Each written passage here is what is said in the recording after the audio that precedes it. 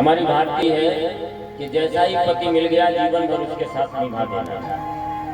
इसलिए कयाधु ने परम आस्तिक होते हुए सबसे भयंकर नास्तिक हिरण्यकशिप के साथ सफलतापूर्वक निर्वाह किया है।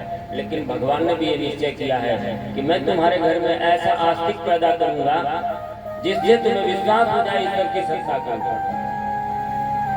और इसीलिए परिस्थिति ऐसी बनी। कयाधु ने रात में सेवा करते हुए पूछा, आप तो तपस्या करने के लिए असुरराज गए थे, आप लौट क्यों आए? असुरराज ने कहा कि एक तोता नारायण नारायण नारायण कह रहा था, इसलिए हमारी साधना में विक्षेप हुआ और हम छोड़ करके चले आए। कयाधु को बड़ा अच्छा लगा कि आज हमारे पतिदेव के मुंह से कम भगवान का नाम तो निकला। अपनी सेवा परिचर्या करते हुए बार बार प्रश्न करती है कयाधु, हमने नहीं सुना कि वो तोता क्या कह रहा था। तो फिर से असुरराज कहते थे वो तोता नारायण नारायण नारायण कह रहा था। और कई बार प्रश्न करने पर रात में कई बार 108 बार भगवान का नाम उच्चारण कराया। और उसी काल में गर्भ में प्रहलाद जी माँ के आए। संस्कारों का बड़ा महत्व होता है। माता और पिता के जो संस्कार होते हैं शिशु के अंदर वही आते हैं। और हमारे यहाँ इसलिए संस्कारों की व्यवस्था थी। जब संतान प्राप्त करना होता था तो भगवान को भी अनुष्ठान करना पड़ा। दशरथ जी को जरूरत हुई महान संतान के लिए तो अनुष्ठान करना पड़ा। और माँ के गर्भ में 9 महीने शिशु रहता है। उस काल में माँ जो सोचती है उसी से शिशु का मस्तिष्क बनता था। और माँ जो खाती है उसी से बालक का शरीर शिशु का शरीर बनता है।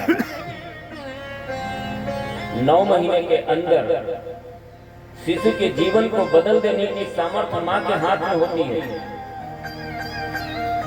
पैदा होने के बाद वो शिशु 109 वर्ष तक तपस्या करता रह जाए तो भी अपने चिंतन चरित्र और व्यवहार को बदल नहीं सकता।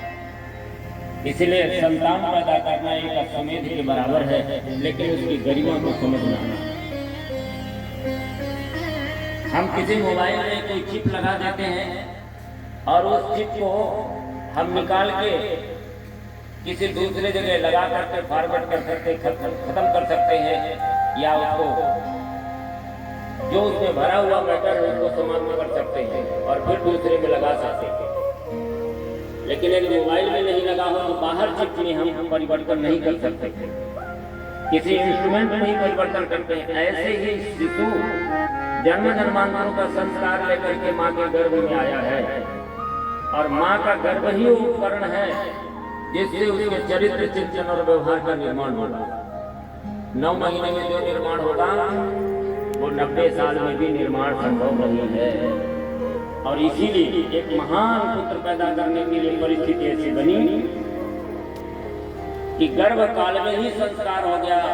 और जैसे असुरराज तपस्या करने के लिए फिर चले गए तो इंद्र ने कयाधु का हरण कर लिया, इसलिए कि इसका कोई संतान होगी तो वो हम देवताओं के लिए बड़ी कष्टकारी होगी, इसलिए पहले ही संतान होते ही मार डाले। नारी की हत्या, बाल हत्या, किसी ब्राह्मण की हत्या, ये सब महापातकों की श्रेणी में आती है। इसलिए कयाधु को मार नहीं सकते थे तो हरण कर लिया कि जब बच्चा पैदा होगा तो बच्चे को मार दो। नारद जी बीच में मिल गए और नारद जी ने कहा कि देवराज इस समय कयाधु के गर्भ में परम भागवत शिशु है, यदि इसको कोई नुकसान हो गया तो भगवान के दंड से तुम्हें कोई बचा नहीं सकता। इसलिए इंद्र ने नारद जी के पास ही कयाधु को छोड़ दिया और नारद जी अपने आश्रम में लेके आए और आश्रम की दिनचर्या में रखा गया को ठीक टाइम पे जगना, ठीक टाइम पे सोना, ठीक टाइम पे भोजन करना, ठीक टाइम पे सत्संग करना, पूरे आश्रम की दिनचर्या में रखा, जिसके कारण से कयाधु के गर्भ में पलने वाला जो पुत्र था वो परम भागवत हो गया और असुर राज इधर मंदराचल पर्वत पे जाकर के कठोर तपस्या कर रहे हैं। ओम ब्रह्मदेवाय नमः। ओम ब्रह्मदेवाय नमः। ओम ब्रह्मदेवाय नमः। और ब्रह्मा जी शीघ्र प्रसन्न होने वाले देवता हैं, इसलिए सतयुग में ब्रह्मा जी की ही पूजा होती थी। असुर जितने भी होते थे वो ब्रह्मा जी की ही उपासना करते थे और ब्रह्मा जी शीघ्र प्रकट हो गए। और तब तक ऐसी तपस्या तो देवता और मनुष्य नहीं कर सकते जो दैत्य करते थे। इसलिए विवश होकर के भगवान को भी अपनी शक्तियां देनी पड़ती थी। और ब्रह्मा जी ने कहा कि मांगो। कमंडल का जल जैसे डाला वैसे ही असुरराज स्वस्थ होकर खड़े हो गए और ब्रह्मा जी को देखा तो ब्रह्मा जी की प्रार्थना करने लगे। ओम अनंता व्यक्त रूपेण येदं खिलं ततं जिज्ञाति युक्ता तस्मै भगवते नमः। हे ब्रह्मदेव, यदि आप मेरे ऊपर प्रसन्न हैं तो आप हमको अमरत्व का वरदान दीजिए। अधिकार में नहीं है, यदि अमरता का वरदान चाहिए तो इसके लिए भगवान नारायण या जगदम्बा या भगवान भोलेनाथ ही हैं जो अमरता का वरदान दे सकते हैं। माँ जगदम्बा शारदा ने तो अभी कलयुग में भी आल्हा को अमरता का वरदान दिया है। जो मैहर में शारदा देवी की सबसे पहले पूजा आज भी आल्हा करता है। दूसरा कोई वरदान जो चाहते हो मांगो। तब असुरनाग ने अपनी बुद्धि कौशल का उपयोग करके ब्रह्मा जी से अमरता जैसा ही वरदान मांगा। अनंता व्यक्त रूपेण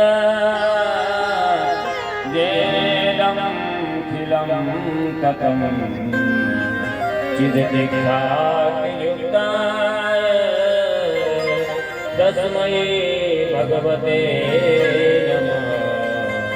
तस्मै भगवते नमः। न भूमो नाम्बरे मृत्युर्न नरैर्न मृगैरपि।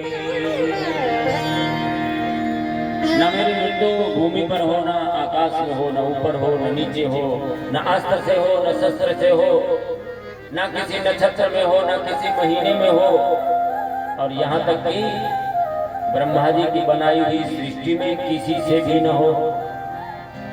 भगवान ब्रह्मा जी ने कहा तथास्तु। और ये वरदान अमरता जैसा प्राप्त करके असुरराज और भी अहंकारी हो गया।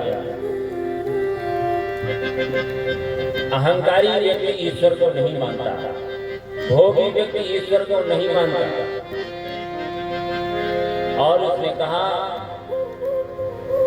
इस समय सबसे बड़ा ईश्वर मैं ही। सारी शक्तियां हमारे में केंद्रित हैं, ऐसा अपने आप का उद्घोष कर दिया। धर्म कर्म संस्कृति मानवता सबके विरुद्ध आचरण प्रस्तुत करने लगा।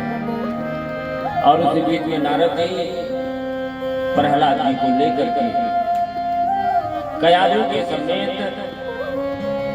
असुर राज को सौंप दिया है। और एक दिन प्रहलाद जी असुर राज के चरणों में दंडवत प्रणाम करते हैं। असुर राज ने अपनी गोदी में उठा लिया और कहा कि पुत्र कोई अच्छी बात सुनाओ।